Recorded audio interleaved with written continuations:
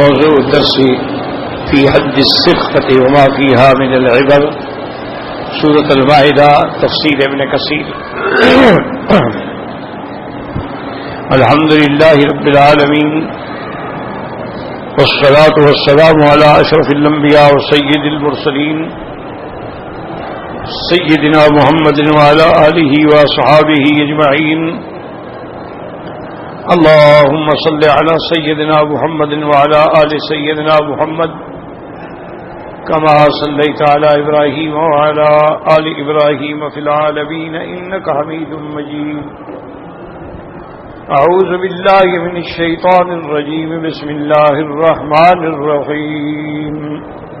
والسارق والسارقة فاقطعوا أيديهما جزاء بما كسبا نكالا من الله والله عزيز حكيم.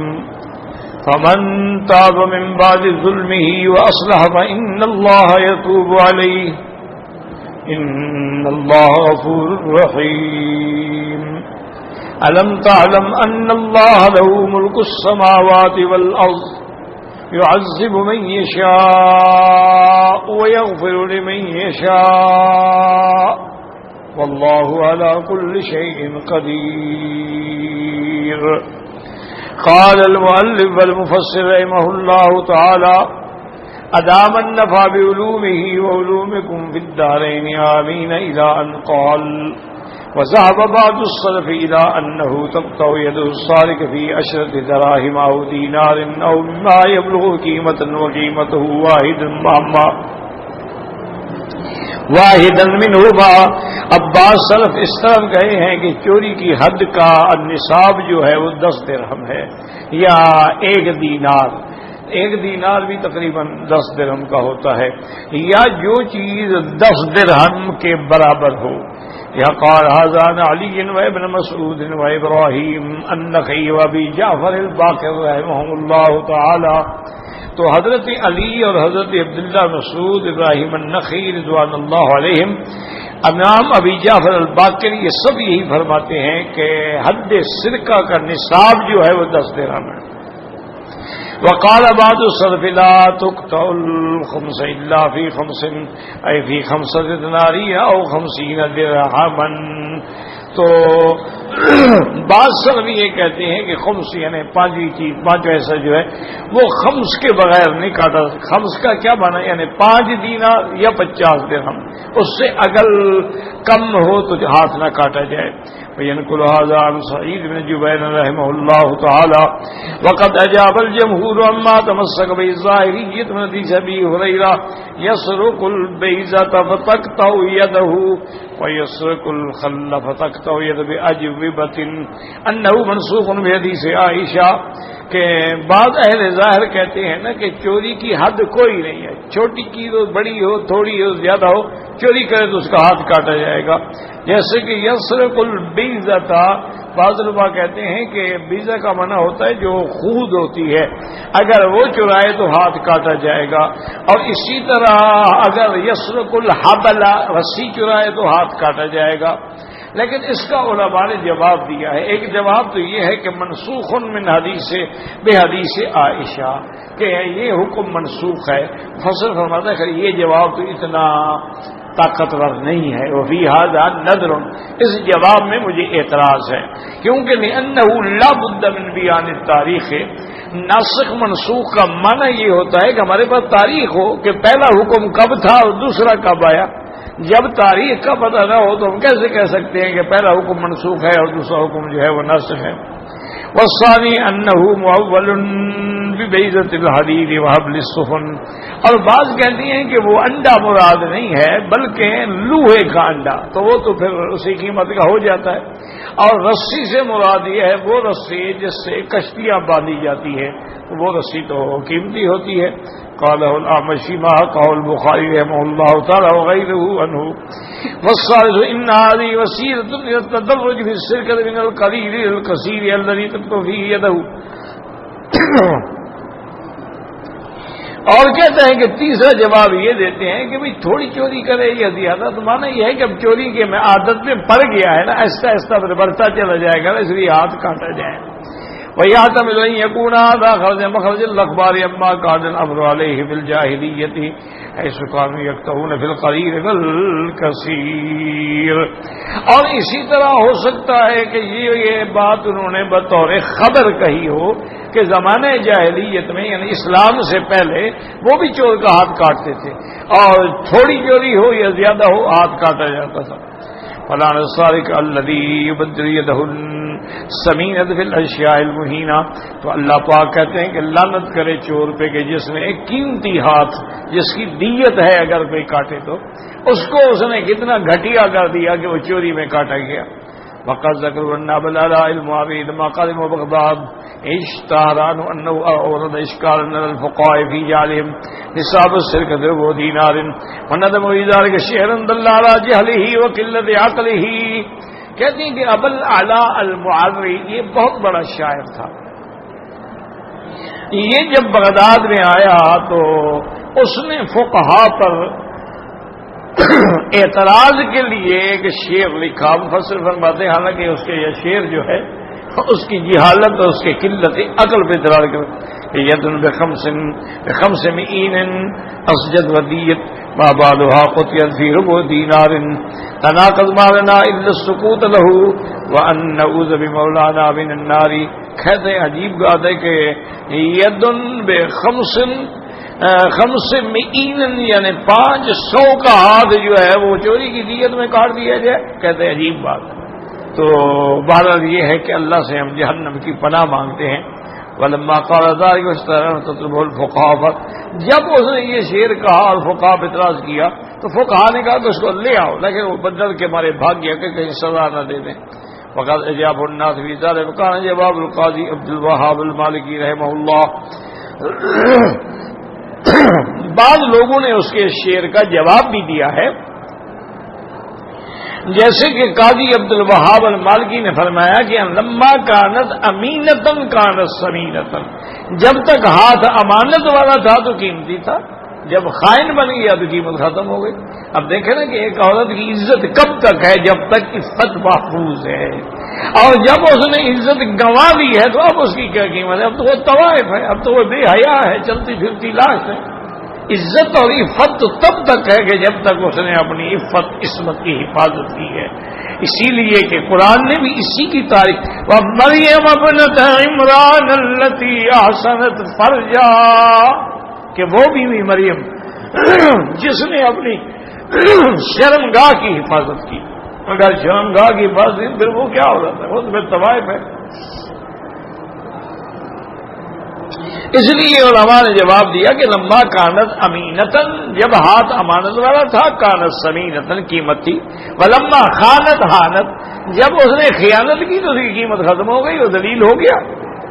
ومن من قال هذا من تمام الحكمة والمصلحة واسرار الشريعة العظيمة فإن في باب الجنايات ناسب أن تعظم قيمة اليد ب500 دينار لئلا يجنى عليها، وفي باب السرقة ناسب أن يكون القدر الذي تقطع فيه ربع دينار لئلا يسارع الناس في سرقة الأموال، وهذا هو عين الحكمة عند ذوي الألباب. ولهذا قال تبارك وتعالى بما كسبا نقالا من اللہ. اب مفسر رحمۃ اللہ علیہ فرماتی ہیں کہ یہ حکمت ہے، مصلحت ہے اور شریعت عظیمہ کے اسرار ہیں. اس سے آپ اندازہ کریں کہ جب جنایات کی مد ہوگی کہ اگر کوئی آدمی کسی کا ہاتھ کاٹ دے، مار دے، ہاتھ توڑ ڈالے، جدا کر دے تو اس کو 500 دینار اس پہ دیت ہے. لیکن جب چوری کی تو 5 دینار میں کاٹا گیا، ربع دینار میں کاٹا گیا. تو یہ نظام ہے قدرت کا کہ پہلے اس کے ہاتھ کی اتنی حفاظت کی کہ کوئی ظلم نہ کرے، کوئی کسی کا ہاتھ نہ کاٹے، کوئی کسی کا بازو نہ توڑے. لیکن جب خیانت کی تو اس کی اتنی قیمت گرا دی تاکہ کوئی چوری کی طرف جرت نہ کرے. تو کہتے ہیں یہ تو شریعت کے احکام ہیں اور اس کی حکمتیں ہیں اور اس کے اسرار ہیں. لیکن عین الحکمت عند ذوی الالباب، لیکن ان حکمتوں کو وہ سمجھتے ہیں جو صاحب عقل ہیں. اسی لیے اللہ فرماتے ہیں کہ ہاتھ کیوں کاٹا جا رہا ہے؟ جزاء بما کسبا، یہ اس کی جزا ہے جو انہوں نے کیا ہے، نکالا من اللہ، اور اللہ کی طرف سے عذاب ہے، واللہ عزیز حکیم، اللہ غالب ہیں، حکمت والے ہیں۔ اے مجازات نصیحت سیفی اخذ اموال الناس بایدیہم، اس لیے اس کا بدلہ ہے کہ اس نے کتنا برا کام کیا ہے کہ لوگوں کا مال چرایا ہے۔ فناس من یکتما استعان فی ذلک نکالا من اللہ، تو جب اس نے ہاتھ سے یہ کام کیا تو اس لیے اللہ نے حکم دیا کہ ہاتھ کاٹا جائے۔ اے تک نکیلا من اللہ، عذاب اللہ کی طرف سے، اللہ ارتقاب ذالک واللہ عزیز، اللہ غالب ہے انتقام میں، حکیم فی امرہ و نہیہ و شرعہ و قدرہ، لیکن اللہ کا جو امر ہے، جو نہی ہے، جو شریعت ہے، جو قدر، اللہ سب میں حکمتیں ہیں۔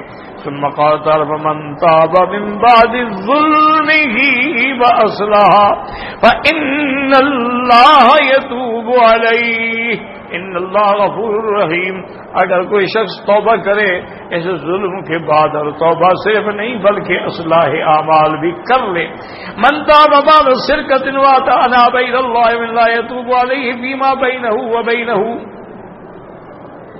فاما اموال الناس فلا بد من ردها الیہم او بدلہا عند الجمہور رحمہ اللہ تعالی، اگر کوئی توبہ کرے چوری کے بعد، اللہ کی طرف رجوع کریں، اللہ تعالیٰ اس کی توبہ قبول کرنے والے ہیں، کیونکہ یہ معاملہ اس کے اور بندے کے درمیان میں ہے۔ ہاں جو مال اس نے چرایا ہے وہ مال ہر حال میں واپس ہوگا، یہ نہیں ہے کہ توبہ کر دے تو مال بھی کھا جائے، مال تو حقوق العباد ہے، وہ ہر حال میں اس کو دیا جائے گا۔ وقال ابو حنیفہ متى قطع وقد رفض يده فانه لا يرد بدلها، وقد الحافظ الصداق من حديث رسول الله الصادق المقصر شملة فقال ما اخذه السرق، فقال الصادق ولا يا رسول الله، قال اذهبوا به فاقطعوه ثم احسبوه ثم اتوني به فقالت ابي وقاتب الى الله، فقال تبت الى الله، فقال تاب الله عليك، وقد روى ابن جناح وسرجه ارسال الله علی المدینی وابن حزم رحمہ اللہ تعالی۔ اب اپنا امام ابو حنیفہ فرماتے ہیں کہ اگر کسی کا ہاتھ کاٹا گیا ہے وقد تلفت فی یدہ، اور جو اس نے چوری کیا تھا وہ کھا گیا، ضائع کر گیا، اڑا دیا ہے، تو اب اس سے وہ اس کا بدل نہیں لیا جائے گا، بس یہی سزا کافی ہے۔ اور وہ استدلال کرتے ہیں اس حدیث مبارک سے، حضرت ابی ہریرہ رضی اللہ تعالیٰ سے روایت ہے کہ حضور کی خدمت میں ایک چور کو لایا گیا، اس نے کسی کی پگڑی چرائی تھی، یا کہتے ہیں چادر، شملے کو کہتے ہیں چادر بھی۔ اب میں عجیب بات ہے، کیا چرایا اس بدبخت نے؟ اس نے کہا ہاں یا رسول اللہ میں نے چرایا ہے، میں اس کو لے جاؤ، اس کا ہاتھ کاٹو، ہاتھ کاٹنے بعد گرم تیل میں ڈال کے اس کو جلا دو۔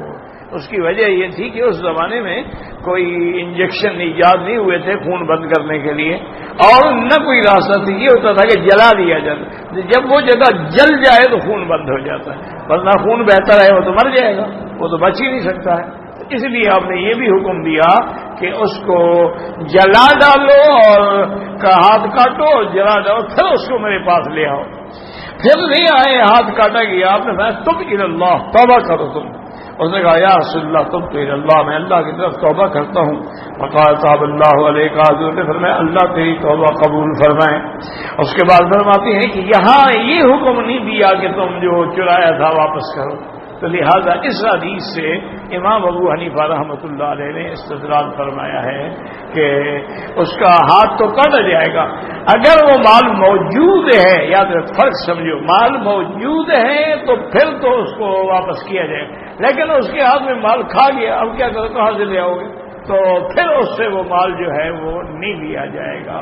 تو اللہ کے ہر حکم کے اندر حکمتیں ہوتی ہیں، اسرار ہوتے ہیں، اور اللہ کی ہر حکمت پہ، ہر امر پہ، ہر نہی پہ، ہر حال میں آدمی کو راضی رہنا چاہیے۔ لیکن اب یاد رکھیں دو باتیں ہیں یاد رکھنے والی۔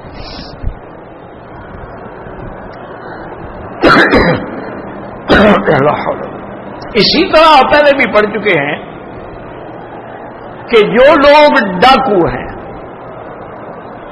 اللہ رسول سے جنگ کرتے ہیں، زمین میں فساد پھیلاتے ہیں، ڈاکے مارتے ہیں، قتل کرتے ہیں، راستوں میں کھڑے ہوئے لوگوں کو لوٹ لیتے ہیں، ان کی سزا کیا تھی کہ یقتلوا، یا قتل کرو، اور یصلبوا، یا پھانسی دو، اور تقطع ایدیہم وارجلہم من خلاف، یا ان کے ہاتھ پاؤں الٹے کی طرف سے کاٹو، او ينفوا من الارض، یا ان کو ملک سے نکال دو۔ لیکن آگے کیا آیا تھا کہ الا الذین تابوا من قبل ان تقدروا علیہم، اگر وہ ڈاکو پکڑے نہیں گئے اور توبہ کر لی پکڑے جانے سے پہلے، تو اب ان کو سزا نہیں دی جائے گی بس۔ لیکن چور پکڑے جانے کے بعد اگر توبہ کر لے یا پہلے، تو وہ اس کا ہاتھ ضرور کٹے گا، کیونکہ یہ حد ہے، حد معاف نہیں ہوتی۔ وہ جو ڈاکے میں اللہ نے سزا دی تھی وہ انتظامی امور کو کنٹرول کرنے کے لیے سزا ہے کہ زمین میں فساد پھیلا دیں، اور خاص طور پہ یاد رکھیں کہ جب یہ ڈاکوں کے گروہ ہوتے ہیں نا، یہ کسی طرح طاقت سے قابو نہیں آتے۔ ہاں اگر وہ خود چھوڑ دیں تو ایسے لوگوں کو عام معافی دی جاتی ہے۔ آج بھی یہی ہوتا ہے کہ ایسے لوگوں کو حکومت اعلان کر دیتی ہے کہ تم ہتھیار پھینک کے پیش ہو جاؤ، تمہیں ہم معاف کر دیں، ان کے مقدمات ختم کر دیے جاتے تو اسلام میں۔ لیکن چور اگر توبہ کرے تو ہاتھ کٹنے سے نہیں بچ سکتا، تو اس لیے ان دو میں جو ہے وہ یہ فرق ہے۔ اور تیسری بات علماء نے یہ بھی سمجھائی ہے کہ دیکھیں نا، ہر ہاتھ کی ایک حد ہے نا، جب وہ اپنی جیب کے بجائے دوسرے کی جیب میں پہنچ گیا، مانا ہے کہ لمبا ہو گیا، اس لیے شریعت میں حکم دیا اس کو چھوٹا کرو، اس کو چھوٹا کرو، تاکہ اب یہ لوگوں کے گھر میں پہنچنا شروع ہو گیا، لوگوں کی جیب میں پہنچنا شروع ہو گیا۔ اور اسی طرح اگر کسی نے جیب کاٹی ہے تو ہاتھ بھی کاٹا جائے گا۔ ہاتھ تب کاٹا جائے گا کسی محفوظ مقام پہ رکھا ہوا مال چوری کرے اور چھپا کے دے جائے۔ اگر شارے عام سے کوئی لیمپ اکھاڑ کے دے گیا ہے، ہاتھ نہیں کاٹا جائے گا، چاہے وہ لیمپ جو ہے 2 لاکھ کا ہو۔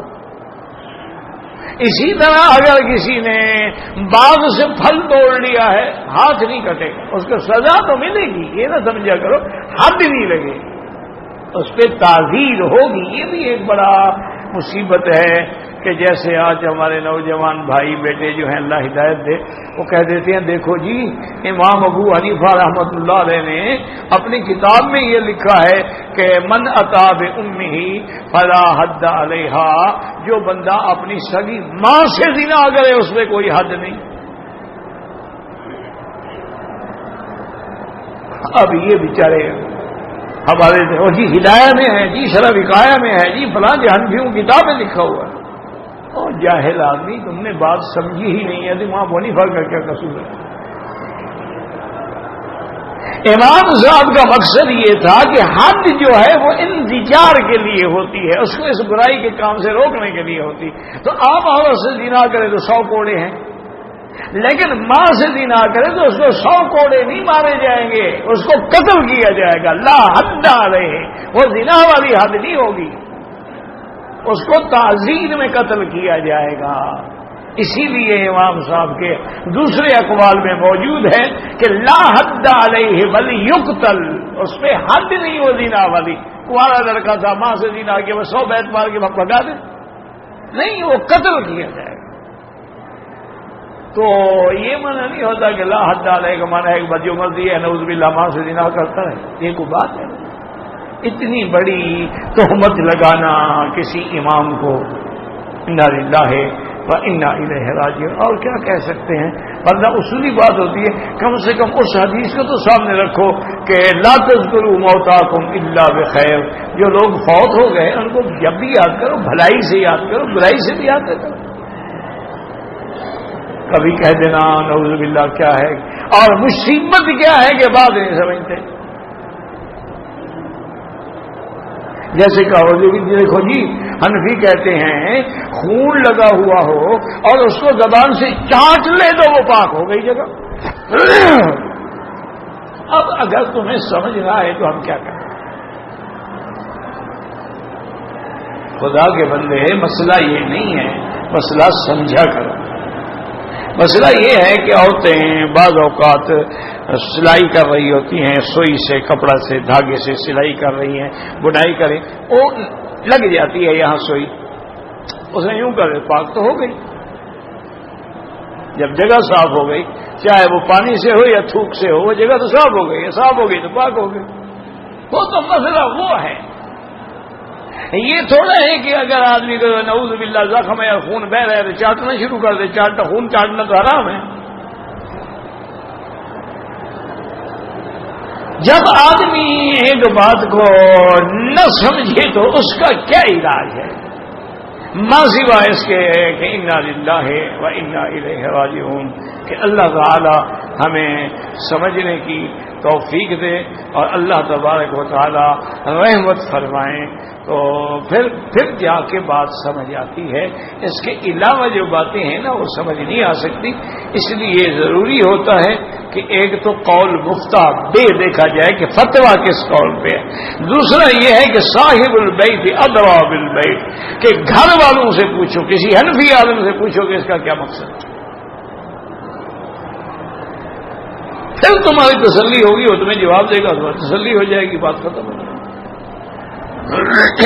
اب دیکھیں نا جی، یہ جیسے ہم پڑھ رہے ہیں، ایک امام کہتا ہے کہ 3 درہم میں ہاتھ کاٹا جائے، ایک امام کہتے ہیں کہ ربع دینار میں ہاتھ کاٹا جائے، ایک امام کہتا ہے کہ 50 درہم میں ہاتھ کاٹا جائے، ایک امام کہتا ہے کہ 10 درہم میں ہاتھ کاٹا جائے، ایک امام کہتا ہے کہ نہیں 50 دینار میں ہاتھ کاٹا جائے، ایک آدمی کہتا ہے کہ انڈے میں ہاتھ کاٹا جائے، ایک کہتا ہے نہیں انڈے سے مراد لوہے کا انڈا ہے، ایک کہتا ہے چوری میں رسی میں ہاتھ کاٹا جائے، ایک آدمی کہتا ہے کہ نہیں رسی سے مراد ہے وہ جو رسے جس سے کشتیاں باندھی جاتی. اگر کوئی مخالف یا کوئی نعوذ باللہ کافر پڑھے گا وہ کہے گا یہ کیا ہے، کیا کہہ رہے ہیں ان کے مولوی. اگر خدا نہ خواستہ کسی کافر کے آگے یہ بات رکھو پھر وہ تو نعوذ باللہ ثم نعوذ باللہ ثم نعوذ باللہ، وہ تو کہے گا یہ کیا ہے، چیستا ہے کیا ہے. کسی کافر سے جب ساری باتیں کرو کہ ایک پارٹی کہتی ہے آمین زور سے کہو، دوسرے کہتے ہیں آہستہ کہو، بھئی وہ کہے گا یہ کیا ہے، کیسے لوگ ہیں یہ. 1400 سال گزر گئے، ان کے نماز میں بھی جھگڑے ختم نہیں ہوئے. ایک کہتا ہے کہ ٹانگیں 4 انگل سے زیادہ فاصلہ نہ ہو، ایک کہتا ہے نہیں زیادہ کھولو، ایک کہتا ہے ہاتھ سینے پہ باندھو، ایک کہتا ہے کہ ناف کے اوپر باندھو، ایک کہتا ہے ناف کے نیچے باندھو. اگر تم خصم کے آگے جاؤ گے، مخالف کے آگے جاؤ گے، کافر کے آگے جاؤ گے تو پھر کیا کرو گے. انا للہ و انا الیہ. اس لیے ہمیشہ یاد رکھیں کہ اس کے لیے علم کی ضرورت ہوتی ہے، فہم کی ضرورت ہوتی ہے، سمجھانے کی ضرورت ہے.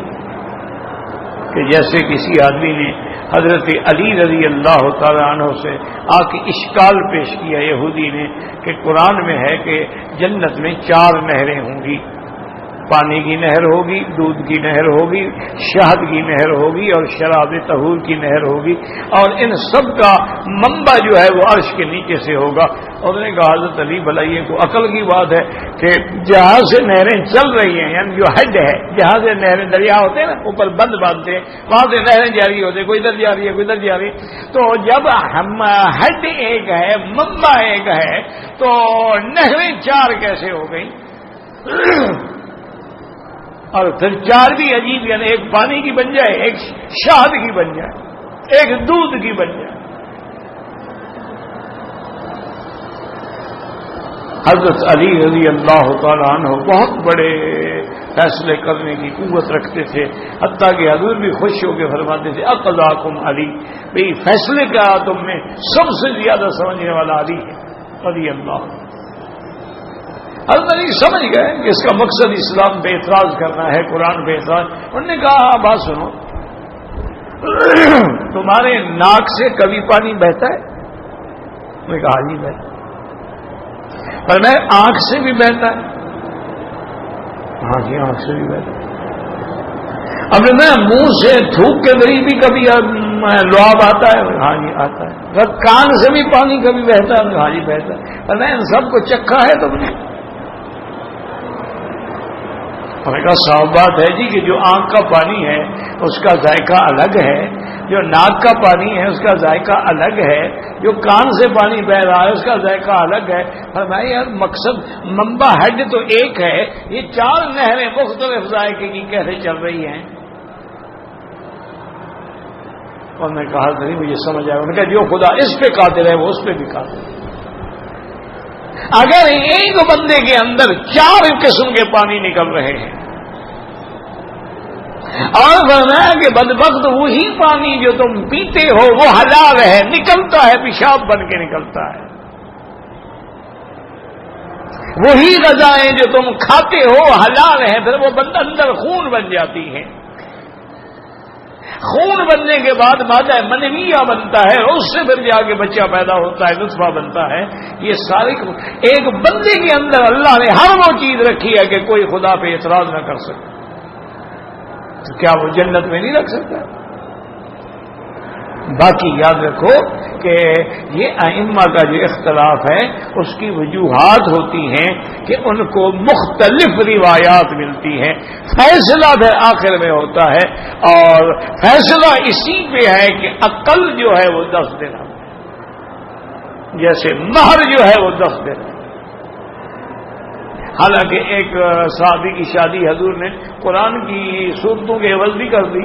انہوں نے کہا حضور میرے پاس پیسے شیسے ہیں نہیں باہر دینے کے. اور انہوں نے التمس ولو بخاتم حدید، جاؤ ڈھونڈو تو صحیح اللہ کے بندے، کوئی چاہے لوہے کی انگوٹھی مل جائے ڈھونڈ کے لے آؤ، اسی کو حق مال بنا دیتے ہیں. انہوں نے کہا حضور میرے گھر میں تو چٹائی ہے، لوہے کی انگوٹھی کہاں سے لے آؤں؟ حالانکہ لوہے کی انگوٹھی تو پہننا حرام ہے. بھائی لوہے کی انگوٹھی پہننا حرام ہے، عورت کے لیے بھی حرام ہے، مرد کے لیے بھی حرام ہے. مرد چاندی کی انگوٹھی پہن سکتے، عورت چاندی سونے کی پہن سکتی. کیسے حضور نے بتایا کہ لوہے کی انگوٹھی ڈھونڈ کے لے آؤ؟ مانا یہ تھا کوئی تھوڑی سی چیز تو لے آؤ، یہ مانا تھوڑا تھا کہ حقیقت لوہے کی انگوٹھی لے آؤ. تو بات سمجھی جاتی ہے، سمجھانے کا مقصد بھی بڑا خاتم بے حدی یار معمولی سی وہی لوہے کی، چلو سونے چاندی کی انگوٹھی نہیں تمہارے لوہے کی تو لے آؤ. مانا تھا کچھ نہ کچھ تو لے آؤ. یہ تھوڑا سا کہ لوہے کی انگوٹھی لے آؤ اور بیوی کو دے دو اور بیوی کو پہنا دو. یہ بات سمجھنی پڑتی ہے. اللہ تبارک و تعالی مفہوم حدیث سمجھنے کی اچھا یہ بتا حل ما کا من القرآن ہے، تم نے قرآن کی بھی کوئی صورت یا رسول اللہ میں صورت کرا مجھے تو فلاں صورت یاد ہے. انہوں نے اچھا تم اپنی بیوی کو یہی صورتیں پڑھا دیں. اب اس لیے بعد ائمہ اس طرف چلے گئے کہ کوئی بیوی کو حق المہر کے عوض میں قرآن پڑھا دے یا تعلیم دے دے وہ بھی جائز ہے. کہ حضور نے فرمایا کہ تو امام حنیفہ فرماتے ہیں کہ نہیں، یہ قرآن کی توہین ہے کہ وہ بزوں کی قیمت ہو، عورت کے اس نفع اٹھانے کی قیمت قرآن بن جائے. نہیں ہے تمہارا یہ تھا کہ جب اللہ توفیق دے دے گا مہر دے دے گا، ابھی تم جاؤ اپنی بیوی کو پڑھا دو بس. یہ مانا ہے کہ آئندہ بھی تم حق المہر، کیونکہ حق المہر جو ہے وہ عوض عن البضع ہے، تو کیا قرآن بھی عوض عن البضع بن سکتا ہے؟ اس کے سمجھنے کے لیے علماء کی ضرورت ہے. اس لیے ان کے بغیر جو ہے نا میرا بھائی وہ حل نہیں ہو سکتا، کبھی نہیں ہو سکتا. اب دیکھیں نا جی کہ اسلام میں تو گورے کالے کا کوئی مسئلہ نہیں. کافروں میں تو ہے نا گورے کا مسئلہ ہے، کالے کا ہے. اس لیے حتیٰ کہ بعض ملکوں میں تو وائٹ کے ایریے الگ ہیں اور بلیک کے الگ ہیں، ان کے ہوٹل بھی الگ ہیں. یعنی جو وائٹ کے ہوٹل ہیں اس میں بلیک نہیں آ سکتے. اسی لیے ہم ایک دفعہ افریقہ گئے تھے تو وہاں آبادیاں ہیں بلیک وائٹ کلرڈ، یعنی کالے گورے اور گونگو، یعنی جیسے ہم لوگ ہیں یہ ہم کلرڈ تھے، یعنی مکس کلر ہے، ان کا نہ سفید ہے نہ کالے ہیں. تو سب کی آبادیاں جو ہیں وہ الگ تھیں. اور ان کے ہوٹلوں پہ بورڈ لگا ہوا ہوتا ہے کہ کتا اور کالا اندر داخل نہیں ہو سکتا. فرق ہے.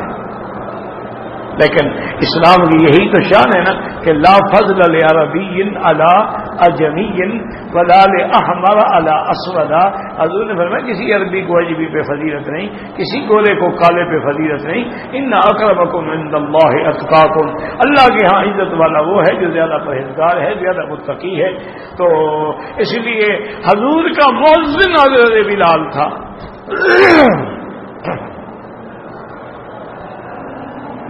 رضی اللہ عنہ. لیکن کافر اعتراض کرتے ہیں، وہ کہتے ہیں جناب یہ تو دنیا کے دکھانے کے لیے آپ کہہ رہے ہو نا کہ مسلمانوں میں گولے کالے کا کوئی فرق نہیں. تمہارے ہاں تو فرق ہے، قرآن میں لکھا ہوا ہے یوم تبیض وجوہ وتسود وجوہ. قیامت والے دن کچھ لوگوں کے چہرے سفید ہوں گے اور کچھ کے سیاہ ہوں گے. مومن جو ہے ان کے چہرے سفید ہوں گے اور کافروں کے چہرے سیاہ ہوں گے. وہ کہتے ہیں سفید سیاہ کا فرق تو کر رہے ہو تم.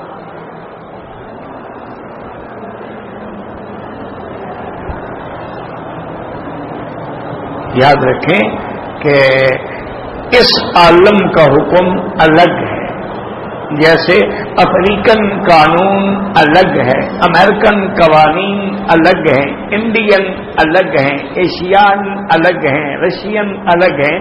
اسی طرح عالم کا ایک طرح یہ فرق قیامت میں ہوگا، دنیا میں نہیں. قیامت اب جو ہے وہ عمل کی جگہ نہیں ہے، وہ جزا کی جگہ ہے. چہرے سیاہ ہوئے اور جہنم میں ڈال دیے.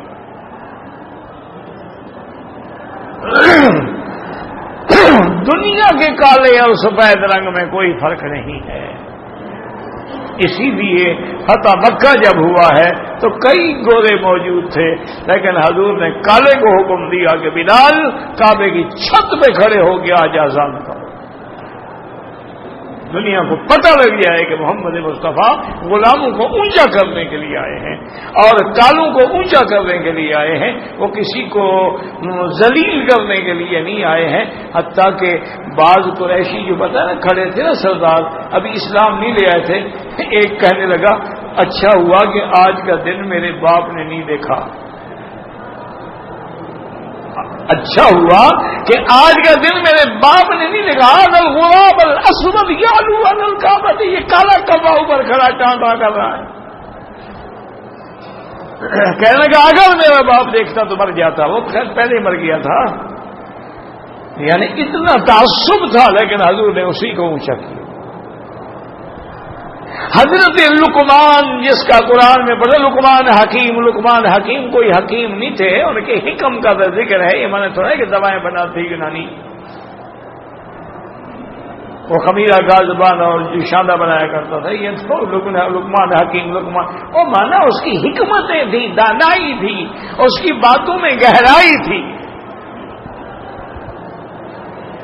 وہ بھی کالے تھے، رنگ ان کا بھی کالا تھا. مولا ابن عمر جو تھے وہ بھی رنگ کے کالے تھے. اسی لیے علماء نے لکھا ہے کہ دیکھو رنگ کے تو کالے ہیں لیکن جنت کے سردار ہوں گے.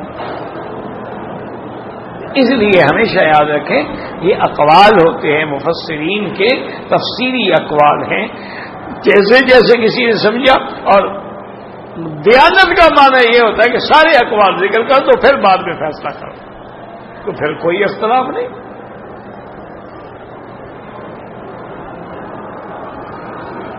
کہتے ہیں علماء ابن ماجہ من حدیث ابن حیۃ عن یزید بن ابی حبیب بن الرحمن بن ثعلبۃ الانصاری عن أبيه أن عمر بن الصبرة بن حبيب بن عبد شمس جاء إلى النبي صلى الله عليه وسلم فقال يا رسول الله صلى الله عليه وسلم إن سرقت جملا لبني فلان إني سرقت جملا لبني فطهرني فأرسل إليهم النبي صلى الله عليه وسلم فقالوا إنا افتقدنا جملا لنا فأمر به فقطع يده وهو يقول الحمد لله الذي طهرني من أردت أن تدخل جسدي النار.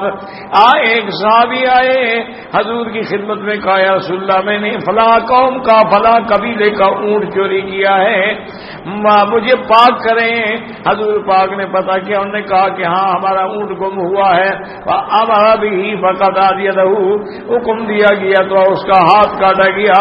تو وہ کہنے لگا شکر ہے اللہ کا جس نے مجھے دنیا میں سزا دے کے پاک کر دیا، ورنہ یہ ہاتھ تو مجھے جہنم میں لے جاتا. وقال ابن جرير حدثنا ابو قريب قال حدثنا موسى بن داود قال حدثنا ابن حية حيي بن عبد الله عن ابي عبد الرحمن الحضري عن عبد الله بن عمرو قال سرقت امرأة حليا فجاء الذين سرقتهم وقالوا يا رسول الله سرقتنا هذه المرأة فقال رسول الله اقطعوا يدها اليمنى فقالت المرأة هل من توبة فقال رسول الله صلى الله عليه وسلم أنت اليوم من خطيئتك كيوم ولدتك أمك. قال فأنزل الله تبارك وتعالى فمن تاب من بعد ظلمه وأصلح فإن الله يتوب عليه إن الله غفور رحيم. حضرت عبداللہ ابن عمرو فرماتی ہیں کہ ایک عورت نے زیور چوری کیا، جن کا زیور چوری تھا وہ حضور کی خدمت میں آئے. انہوں نے آ کے عرض کیا کہ یا رسول اللہ اس عورت نے چوری کی ہے. حضور پاک نے حکم دیا کہ اس کا دایاں ہاتھ کاٹا جائے. وہ عورت جو بیٹھی تھی اس نے کہا حضور دایاں ہاتھ تو کاٹے، لیکن مجھے یہ بتائیں کہ کیا میری بھی توبہ ہے، میرا اللہ میری توبہ قبول کریں گے؟ آپ نے فرمایا بالکل تیرے لیے بھی توبہ کا دروازہ کھلا ہوا ہے. آج توبہ کر لے تو ایسے ہو جائے گی اپنے گناہوں سے جیسے آج تم ماں کے پیٹ سے پیدا ہوئی ہو. تو توبہ تو اللہ قبول فرماتے ہیں. التائب من الذنب كمن لا ذنب له. قال فأنزل الله عز وجل فمن تاب من بعد ظلمه وأصلح فإن الله يتوب عليه فإن الله غفور رحيم. اب یہاں ایک مسئلہ اور بھی سمجھو. ایک آدمی نے چوری کی، پکڑا نہیں گیا، کسی کو پتا بھی نہیں. اب وہ توبہ کرے، اس کا معاملہ تو کیا ہے نہیں، نہ کوئی مدعی ہے، نہ مدعا ہے، نہ گواہ ہے، نہ کچھ ہے، نہ سزا ہوئی ہے. توبہ اس کی قبول ہوگی، حد بھی نہیں لگی، وہ پتہ ہی نہیں ہے کسی کو. تو لیکن مال لوٹانا پڑے گا. اچھا اب اگر وہ مال لوٹانے کے لیے جائے تو وہ تو ڈنڈے مار مار کے مار ڈالیں گے، چور ہمارے ہاتھ میں آ گیا تو کسی طریقے سے لوٹا دیں. ضروری نہیں ہے مثلا 1000 کی چوری کی تھی، 1000 کی کوئی چیز گھر کے ان کو ہدیہ دے دیں. ایک طریقہ یہ بھی ہوتا ہے، جیسے فقہا نے، علماء نے جب انگریز سے ترک موالات بائیکاٹ کیا تھا نا، بھی انگریز کا تعاون نہیں کرنا ہے، تو اب جب وہ ٹرین میں چڑھتے تو اب ٹرین تو انگریز کی تھی نا جی، اور ادھر ترک موالات بھی تھا، اور ادھر یہ بھی تھا کہ بھی ہم نے سفر تو کیا ہے نا، فائدہ تو اٹھایا ہے نا ہم نے. تو پھر علماء کیا کرتے تھے، ٹکٹ لے لیتے تھے کہ بھئی ٹکٹ لے لو مکے سے مدینہ شریف کی، ٹکٹ کے پیسے تو دے دیے تو ٹکٹ پھاڑ دے بس، تاکہ انگریز کو جائے کہ ہم نے ٹکٹ نہیں دی، لیکن وہ پیسے ادا کر دیں کہ بھئی ایسا نہ ہو کہ قیامت میں ہم چوری کی وجہ سے پکڑے جائیں. تو بات یاد رکھیں. اچھا ایک آدمی ہے کہ وہ پکڑا گیا، اس کا مقدمہ قاضی کے پاس آ گیا، اب سفارش چلے، اب ہر حال میں ہاتھ کاٹے جائے. اب مال موجود ہے واپس کیا جائے، مال کھا گیا ہے تو واپس نہیں کیا جائے. اب ہاتھ کٹنے کے بعد توبہ کرے تو اللہ اس کے گناہ کو معاف کر دے، اس کا گناہ معاف ہو جائے. لیکن جو مال اس نے کھایا ہے یہاں بدل تو نہیں دلایا جائے گا، لیکن بعض فقہا کہتے ہیں اس کو واپس کرنا چاہیے ہر حال میں، کیونکہ حقوق العباد معاف نہیں ہوتے جب تک وہ حق والا بندہ معاف کرے. جیسے تم نے کسی کی غیبت کی ہے تو یہ توبہ سے معافی نہیں ہوتی، توبہ بھی کرو اور اس سے جا کے معافی بھی لو کہ بھائی میں نے آپ کے بارے میں کچھ باتیں غلط کی تھی، مجھے معاف کرو. اسی طرح جس میں ہر حد میں یاد رکھو، ایک جانب ہے حق اللہ، ایک جانب ہے حق العباد. حق اللہ جو ہے وہ تو توبہ سے بھی معاف ہو جاتا ہے، حد لگنے سے بھی پاک ہو جائے گا، لیکن حق العباد جو ہے وہ معاف نہیں ہوتا، وہ ہر حال میں ادا کرنا پڑے گا. واللہ اعلم.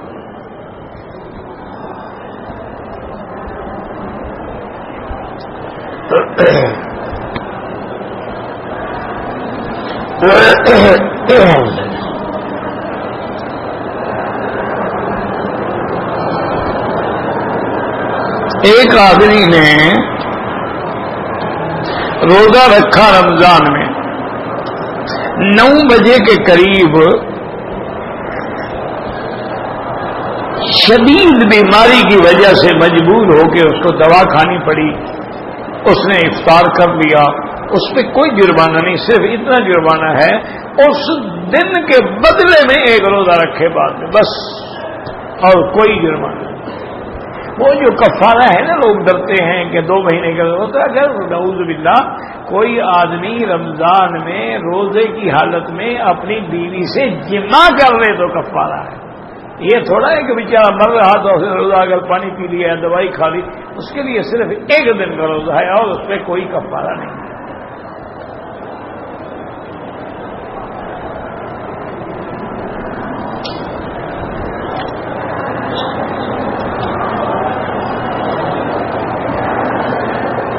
اگر آدمی سیب کھا رہا ہے، بسولوں سے خون نکلا، ان کو صاف کرنا چاہیے، نہیں کھانا چاہیے۔ جب خون لگ جائے نا کسی چیز اور خون اپنی جگہ سے بہہ جائے تو پھر اس کا دور کرنا ضروری ہوتا ہے، اس لیے چاہیے یہ۔ لیکن امام شافعی کے نزدیک تو خون کے بہنے سے بھی وضو نہیں ٹوٹتا، ان کے نزدیک وہ کھا سکتا ہے، لیکن احتیاط بھی اسی میں ہے، ابھی نہ کھائے۔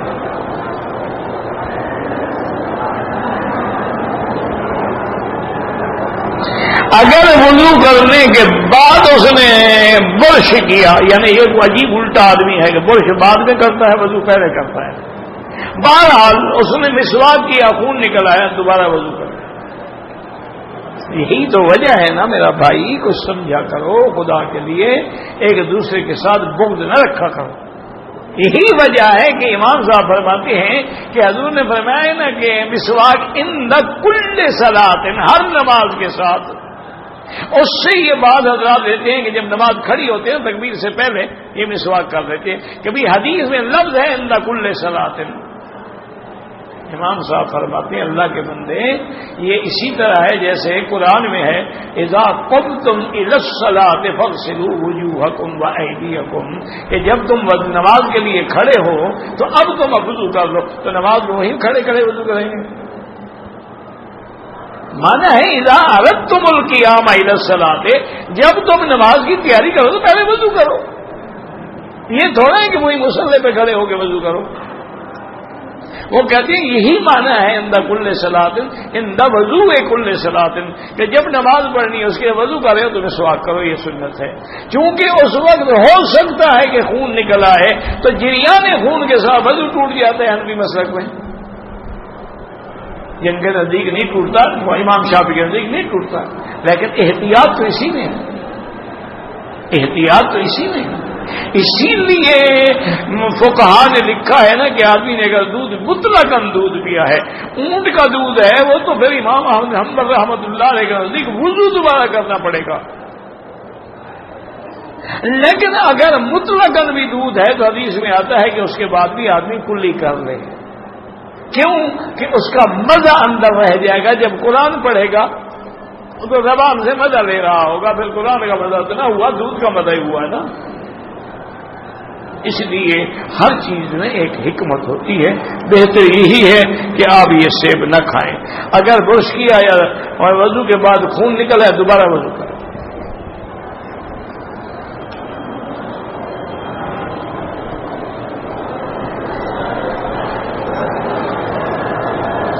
اگر قضا نماز ہو جائے، عصر کی جماعت ہو جاتی ہے، بعد میں اکیلے نماز پڑھوں، بعض علماء فرماتے ہیں کہ عصر کے بعد قضا پڑھ سکتا ہے اور کوئی نماز نہیں پڑھ، لیکن افضل یہی ہے کہ مغرب کے بعد پڑھو۔ رکوع کے بعد کھڑے ہو کے کون سی دعا پڑھیں؟ ربنا لک الحمد حمدا کثیرا طیبا مبارکا کما یحب ربنا ویرضی، اور بھی دعائیں ہیں، اللہم لک الحمد، اور کئی اللہم باعد بینی و بین خطایایا کما باعدت بین المشرق والمغرب، اللہم لک الحمد ملء السماوات وملء الارض وملء ما بینہما وملء ما فیہ وملء ما شئت من شیء بعد، کئی دعائیں ہیں آپ کر سکتے ہیں، جو آپ کو یاد ہو وہ کر لیں۔ نہیں ہے تو ربنا ولک الحمد، ربنا ولک الحمد حمدا کثیر، یہ بھی آ رہی ربنا ولک الحمد کافی۔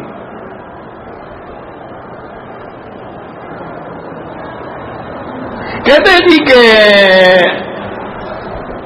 خانہ کعبہ کے دیوار پہ کالا غلاف کیوں ڈالتے ہیں؟ جو ڈالتے ہیں ان سے پوچھو، میرا کیا کمائن تو نہیں ڈالا۔